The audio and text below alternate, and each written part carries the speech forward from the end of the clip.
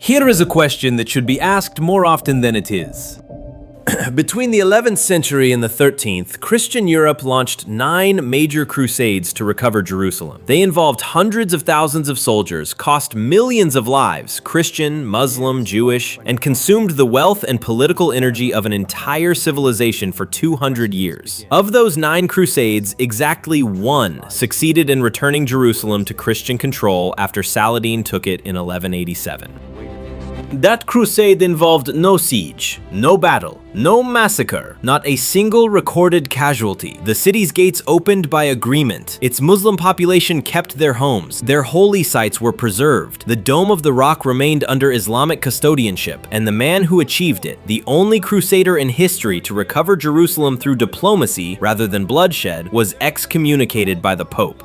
His name was Frederick II, Holy Roman Emperor, King of Sicily, King of Jerusalem. He spoke 6 languages, including Arabic. He corresponded with Muslim scholars. He kept a court in Palermo that employed Christian, Muslim, and Jewish advisors. The Islamic chroniclers of his era called him a friend. The Pope called him the Antichrist.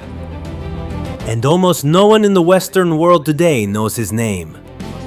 To understand why Frederick could negotiate when every other crusader could only fight, you have to understand what he was. He was born in 1294 in a tent in a marketplace in the Italian town of Gizeh. His mother wanted witnesses to the birth to prevent disputes over succession. He was orphaned by 4. He grew up in Palermo, Sicily, a city where Normans, Arabs, Greeks, and Jews had coexisted for 2 centuries, where the architecture was half cathedral, half mosque, where the court language shifted between Latin, Arabic, and Greek depending on who was in the room. Frederick grew up inside that multilingual world like a fish in water. By his 20s, he was reading Arabic philosophy in the original. He maintained a menagerie of exotic animals: elephants, leopards, a giraffe, gifts from Muslim rulers who recognized him as a man who could be spoken to. He wrote a treatise on falconry that was the most rigorous work of zoological observation produced in Europe until the Renaissance. In 1225, Frederick married Isabella II, heiress to the Kingdom of Jerusalem, a crusader state that existed more in legal title than in territorial reality, since Saladin had taken the city 38 years earlier. The marriage gave Frederick a legal claim to Jerusalem, and it gave him a crusading obligation. Pope Gregory IX had been pressuring Frederick to launch a crusade for years. Frederick had agreed, postponed, agreed again. In 1227, he finally assembled a fleet and sailed from the Italian port of Brindisi. But an epidemic swept through the army before departure. Thousands of soldiers fell ill. Frederick himself contracted the fever. He turned the fleet back, intending to recover and depart later. Gregory IX excommunicated him, not for refusing to go, for being too slow. The official charges cited delay and insufficient zeal, but the timing told a different story. Gregory had been building a political case against Frederick for years. The excommunication was not punishment for a late crusade. It was a weapon in a power struggle between church and empire that predated Jerusalem. The institutional logic was circular and, it must be said, impressive in its audacity. Frederick was excommunicated for being too slow to crusade. 1 year later, when he sailed for the Holy Land anyway, Gregory excommunicated him again, this time for crusading without permission. The man was excommunicated for not going, and then excommunicated for going. He sailed for the Holy Land anyway, under excommunication, without papal blessing, without a single bishop willing to stand beside him. And he took with him something no crusader had ever carried before: the ability to sit across from the Sultan and speak to him in his own language. Acre, the last major crusader port in the Holy Land, winter of 1228. Frederick arrived to a city that did not know what to make of him. He was an excommunicated emperor on a crusade the Pope had condemned. The Templars had received papal orders not to cooperate with him. The local crusader barons were divided, and Frederick, rather than marshaling his reduced army for a siege he could not win, did something no crusader had ever done. He sent a letter, in Arabic, to Sultan al-Kamil of Egypt.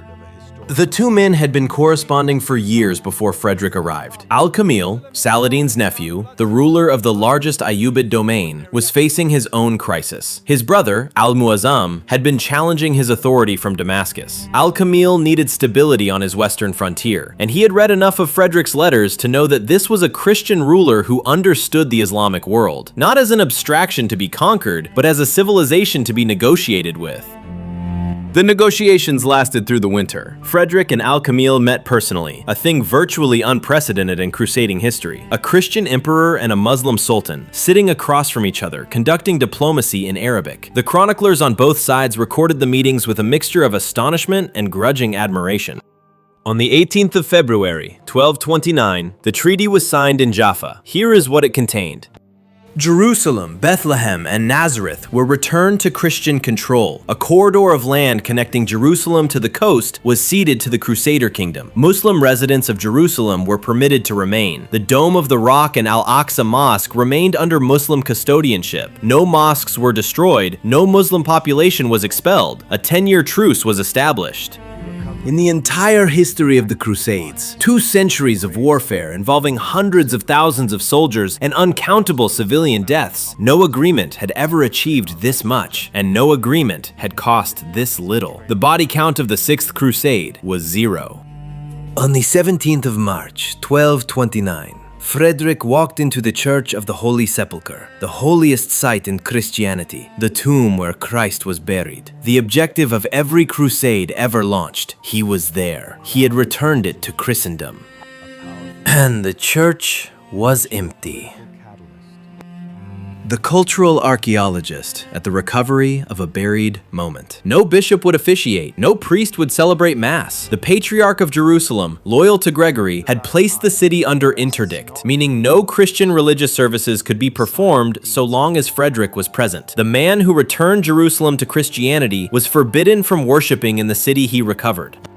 Frederick walked to the altar. He picked up the crown of Jerusalem, and he placed it on his own head. No bishop, no mass, no Te Deum. The echo of his footsteps in the empty nave was the only sound. The most successful crusader in history, crowning himself in silence, because the church refused to acknowledge what he had done.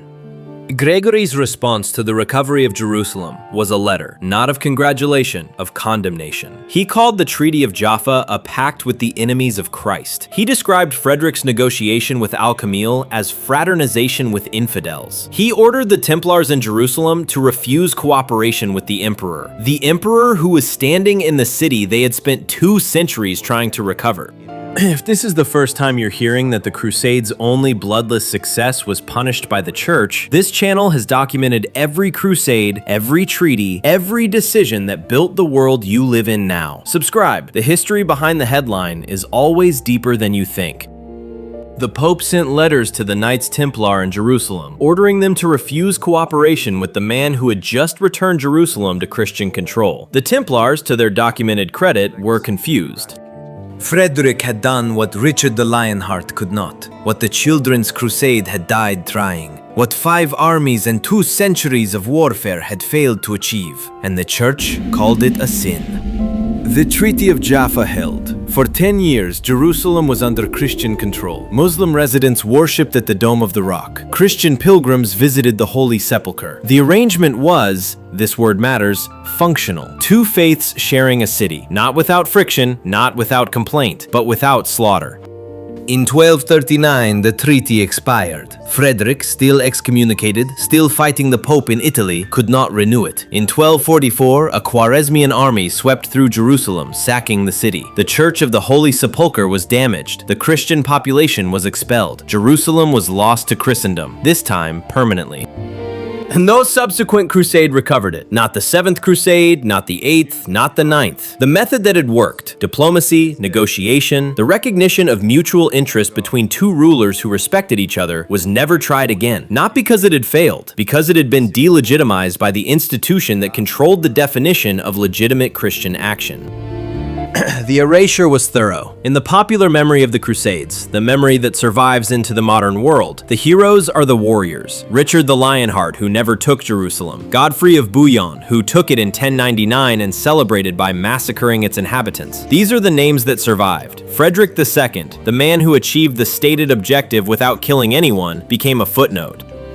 There is a reason this matters beyond medieval history. The assumption that Jerusalem is a problem solvable only by force, an assumption that shapes policy discussions in the 21st century, is not a natural law. It is an inherited framework. And part of what it inherited was the deliberate destruction of the documented evidence that negotiation once worked. Gregory IX did not reject Frederick's achievement because it failed. He rejected it because it succeeded. A successful negotiation proved that Jerusalem could be recovered without a crusade, and the papacy's political authority was built on the crusade. If Jerusalem could be negotiated, then the Pope's role as the sole legitimator of Christian warfare in the East was unnecessary. The city mattered, but the war, the process, the institution, the mechanism of papal authority mattered more.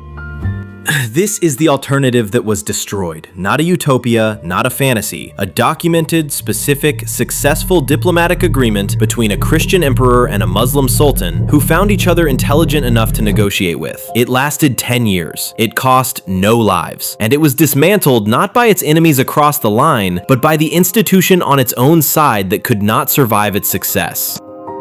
Frederick II died in 1250. He was excommunicated until his death. The Pope ordered masses of thanksgiving when he died. His diplomatic achievement, the only bloodless recovery of Jerusalem in crusading history, was written out of the stories the Church told about itself. 800 years later, most people still don't know his name. Subscribe if knowing it matters to you. New stories every week. This is how we got here.